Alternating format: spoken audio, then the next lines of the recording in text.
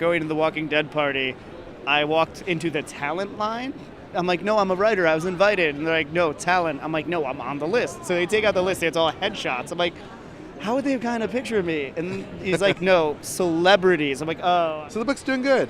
Yeah, we've been really, really pleased. I mean, we have an interesting story of where we kickstarted it, self-published in New York in 2012, and reception was great. We sold out of our own little small print run, and then 2 weeks later, someone had given it to Eric at Image. He just emailed, was like, hey, want to do this here? And dream come true. We were just like, absolutely. Like, I was in the meantime stressing out about possibly having to self-publish the whole series, and it was a huge breath of relief. And so first of all, don't forget to drop the name of your comic. Yes. My name is Frank Barbiere, and I work on a comic called Five Ghosts, along with artist Chris Mooneyham, colorists S.M. Vidari and Lauren Affey. So it's been just slightly popular. You've been just a little bit successful with it. It's done okay. We're really, really happy. And again, everyone who picked it up, thank you, and all press who picked up. And I feel like we have a fun concept that I was worried that people were either going to be very repellent to or very into, and luckily it's been the latter. And again, our book is about a treasure hunter possessed by the ghosts of Robin Hood, Sherlock Holmes, Musashi Miyamoto, Dracula, and Merlin.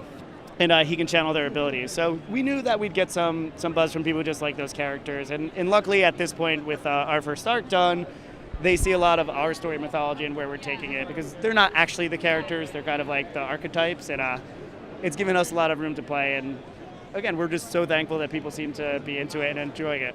It's fun to play with the archetypes. You guys want to do Dracula and Sherlock Holmes. That's why it's been such an inspiring property to work on for us, because the worry always when you go to like an ongoing series, I feel like a lot of people get pressured into it and don't have enough story, but we just, and when I say we, Chris and I just stumbled onto something that's so inspiring and something we feel like we really have a lot to say. So we hope to do the book for a long, long time.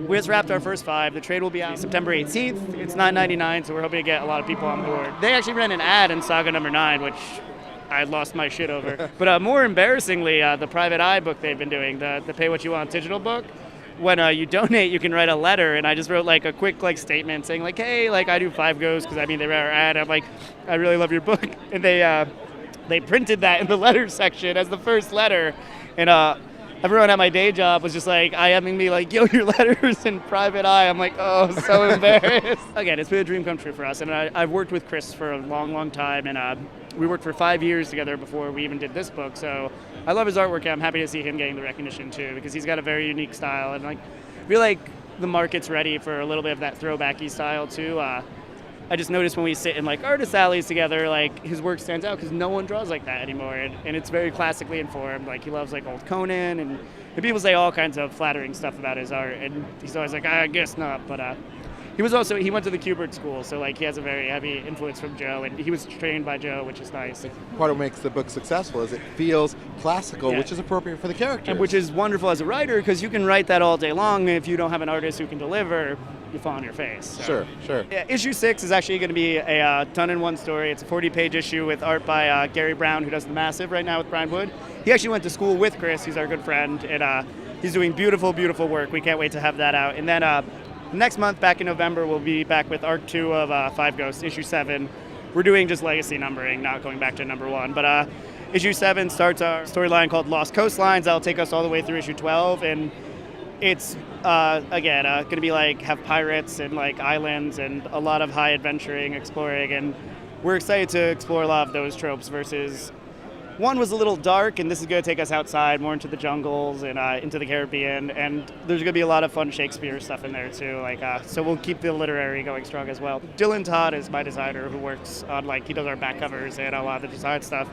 He's phenomenal. He's done all the design for Sacrifice, and that's where I saw his work, and I was like, oh, I need that man to work with me. Snaking other people's talent is how I roll. But no, we're really excited, and from there, we're hoping for issue 13 to do another kind of like guest issue with like short stories and things like that, and then roll back out with more and more. So kind of break up each arc. Yeah, and I like to give Chris at least like a month to recharge his batteries, and I'm sure he appreciates that. I mean, he draws fast, which is wonderful as a writer, and I don't need to worry about him.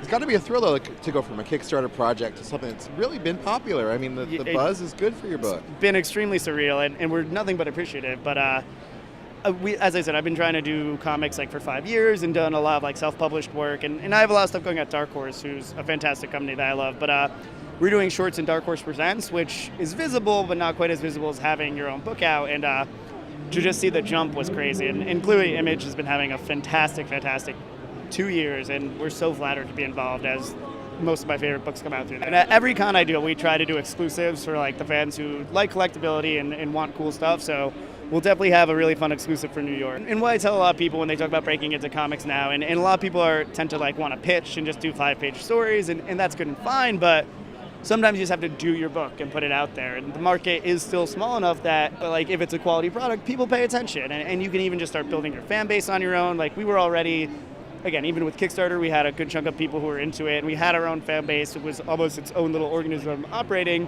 and that's a lot more appealing to a publisher than you just walking out and being like, well, I want to do comics. I have no comic, I have no audience, but you should hire me. Is that your tip for people wanting to follow your footsteps? Well, absolutely. I'd say don't be afraid. I mean, it's going to be expensive, it's going to be terrifying, and it's going to be breaking at some points, but just get out there and do your book. There's a lot of great internet communities now where writers are coming together and like publishing their work and putting it out there in digital. I know Challenger Comics, Read Challenger, a gentleman named Ryan Ferrier runs it. It's kind of like a collective of writers who all publish their self-published work, and stuff like that's really awesome. It's people making quality work, and I think we're really facing a divide right now where readers are more concerned with content rather than who's publishing it or like what company it's coming out. So we're on the cusp of a big transformation, and we're seeing with the success of Image, Saga, and Walking Dead being so popular as creator-owned titles, following the footsteps of stuff like Hellboy, of course.